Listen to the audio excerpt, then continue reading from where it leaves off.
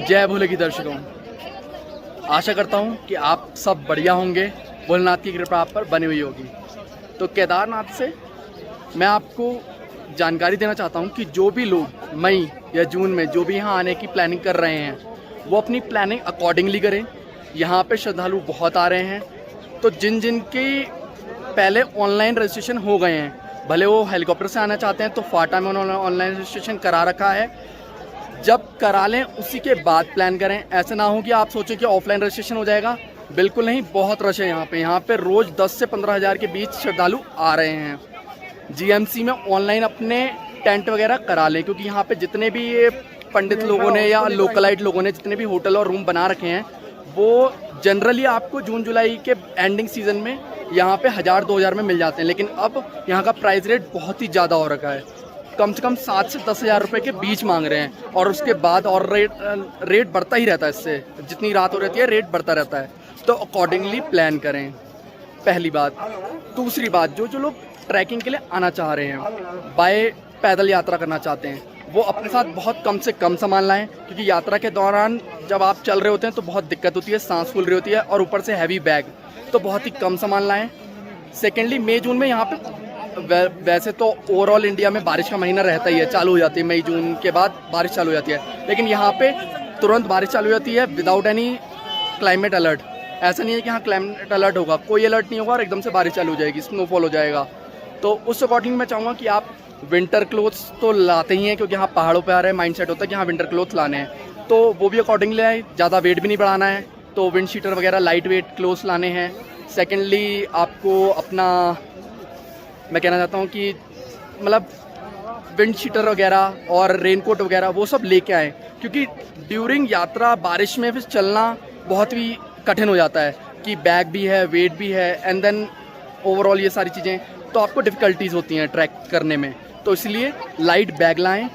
Winter का बहुत ही हल्का सामान, कि हाँ विंटर का जैकेट वगैरह लाना है, तो ऐसा नहीं कि हैवी जैकेट ले आएँ, क्योंकि फिर चढ़ने में दिक्कत आने वाली है आप लोगों को। जो फैमिली के साथ प्लान कर रहे हैं उन्हें तो और हिसाब से लाना पड़ेगा, क्योंकि फैमिली में 4-5 बैग हो जाते हैं। तो अकॉर्डिंगली बहुत हिसाब से आपको करना है। तो यहाँ आने के बाद फिर आप कहें कि हाँ दर्शन अच्छे नहीं हुए, या किसी को यात्रा के दौरान दुर्घटना में चोट लग गई या वो हो जाए, तो इसलिए आपकी यात्रा अच्छी रहे, इसलिए मैं ये बताना चाहता हूँ आपको कि एक तो रेनकोट जरूर लाएँ, जैकेट्स लानी है, लाइट वेट बैग कैरी करना है। ये नहीं कि आप बहुत ज़्यादा सामान भर लाएँ और फिर यात्रा में दिक्कत आए, क्योंकि बैग भी आपको ही लाना है अपना। जय केदार बाबा की, सभी भक्तों को जय भोले की।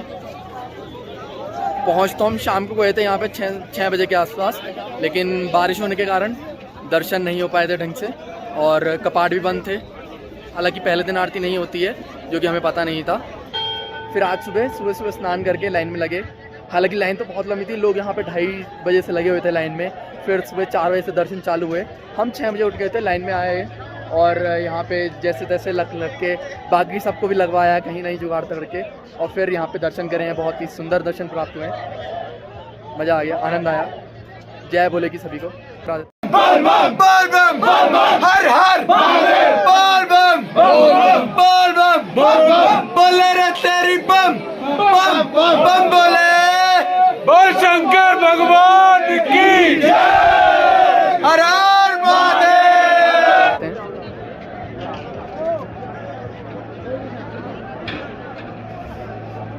बहुत ही सुंदर दर्शन, मंदिर को फूलों से बहुत ही सुंदर तरीके से सजा रखा है। आपको हम भीमशिला भी दिखा देते हैं।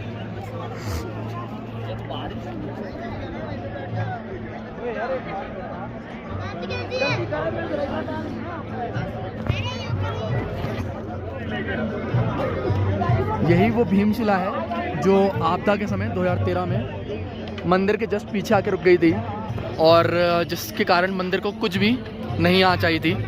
और पानी का बहाव तो इतना था कि इस शिला पे लगने से मंदिर पानी का बहाव इसके मंदिर के ऊपर से निकल रहा था।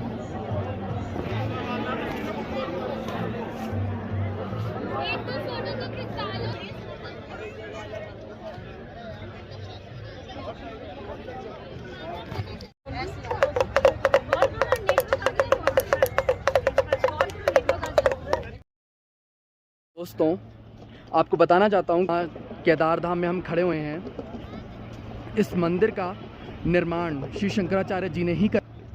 तो दोस्तों आइए आपको दर्शन कराते हैं समाधि के।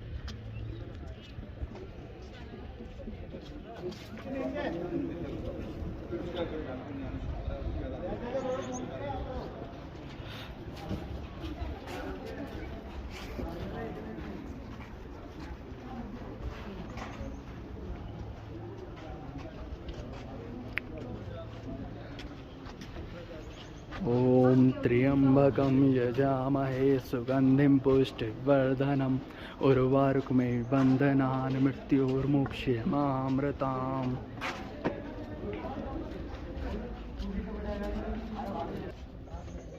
ये भगवान शिव जी का अमूल्य मंत्र।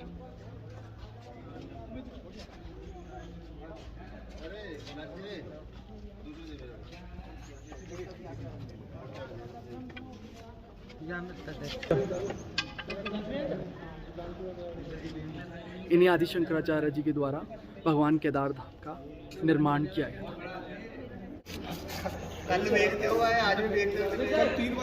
ये श्री शंकराचार्य जी की समाधि का शिलान्यास श्री मोदी जी के द्वारा, प्रधानमंत्री मोदी जी के द्वारा अभी कुछ महीनों पहले किया गया था। श्री राम विकुल जी केदारनाथ भंडारा संस्था के द्वारा कराया जा रहा है। 2 दिन के लिए रहेगा ये। भक्त प्रसाद ग्रहण कर सकते हैं।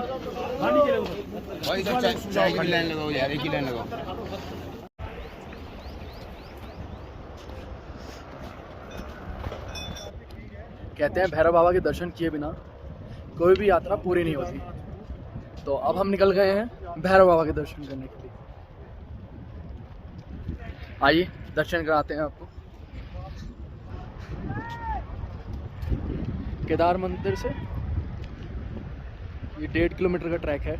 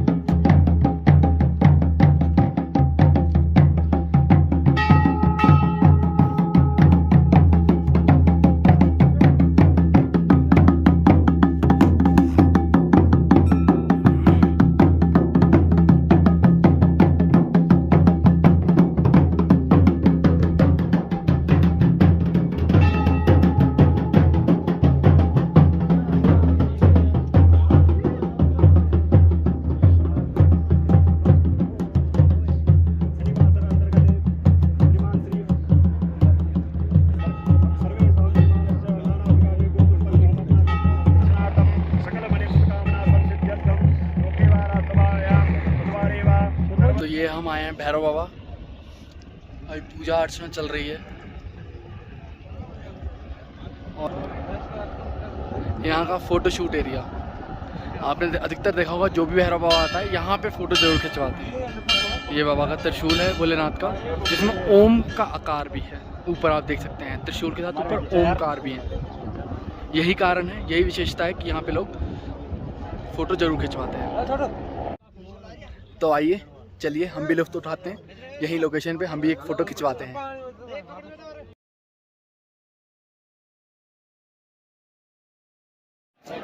भैरव बाबा के दर्शन बढ़िया हुए, बल्कि मुझे लग रहा है कपाट खुलने के बाद पहली बार वहाँ कुछ कथा वथा चल रही थी। हाँ, वो दर्शन बढ़िया हुए। दोनों फर्स्ट टाइम थे, बढ़िया रहे, आनंद आ गया। आपको तो हमने सेटिंग करके जुगाड़ भी दिखा दिया।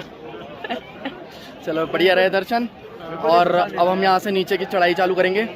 फिर सोनप्रयाग पहुँच के देखते हैं कि रात हम चौपटा का प्लान कर रहे हैं या बद्रीनाथ का। तो दोनों में से जो भी प्लान रहेंगी ट्रैक के दौरान नीचे उतर के आपको अपडेट देते रहेंगे। जय भोले की। नीचे हेलीकॉप्टर बेस कैंप से लेके आगे मंदिर प्रांगण तक कितनी भीड़ आप खुद देख सकते हैं। कब से लगे हैं भैया आप लाइन में? 6 बजे से। सुबह 6 बजे से लगे हुए हैं 6 बजे से लगे आप सब? बहुत ही ज़्यादा भीड़ है श्रद्धालु की। तो जो भी लोग प्लान कर रहे हैं सब हिसाब से रहें।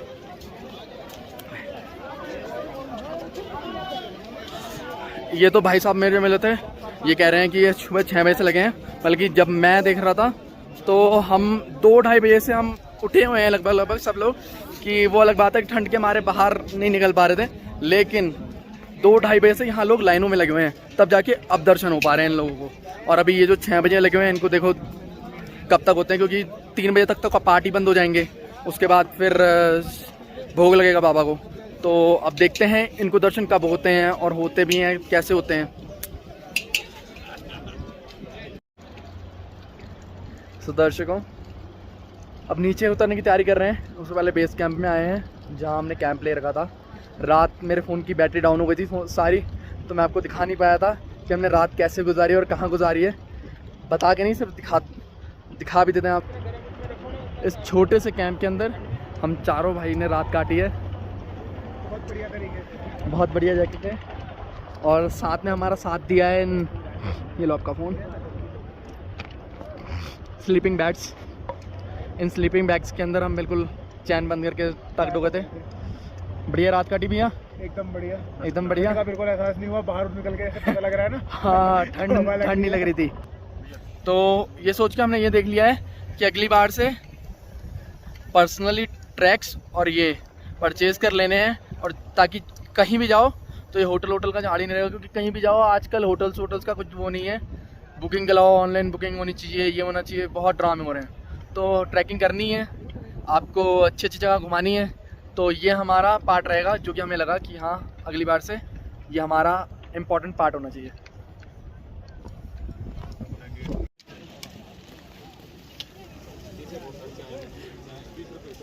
ये GMVN के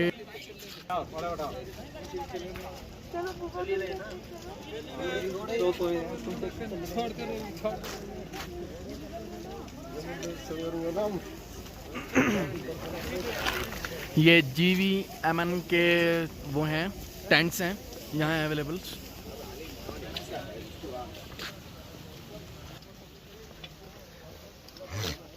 आपके पास ऑनलाइन इनको रजिस्टर कर लीजिए ट्रैक स्टार्ट करने से पहले ही, यात्रा स्टार्ट करने से पहले। इनफैक्ट आप घर से चलें उससे पहले यहाँ पे ऑनलाइन रजिस्टर करके आएँ, क्योंकि ऊपर आके फिर आपको नहीं मिलता है तो आपको ही परेशानी होती है।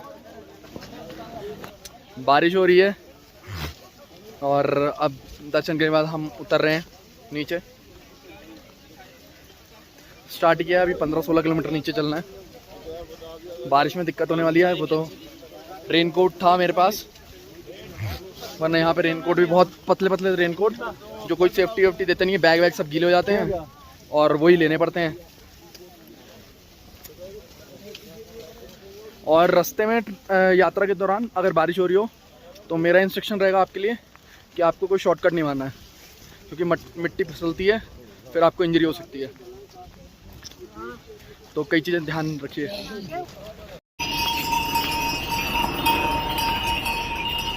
खाई है, फिर ऊपर से ऐसे ही कीचड़ वाला ये फिसलना, तो इसको फिर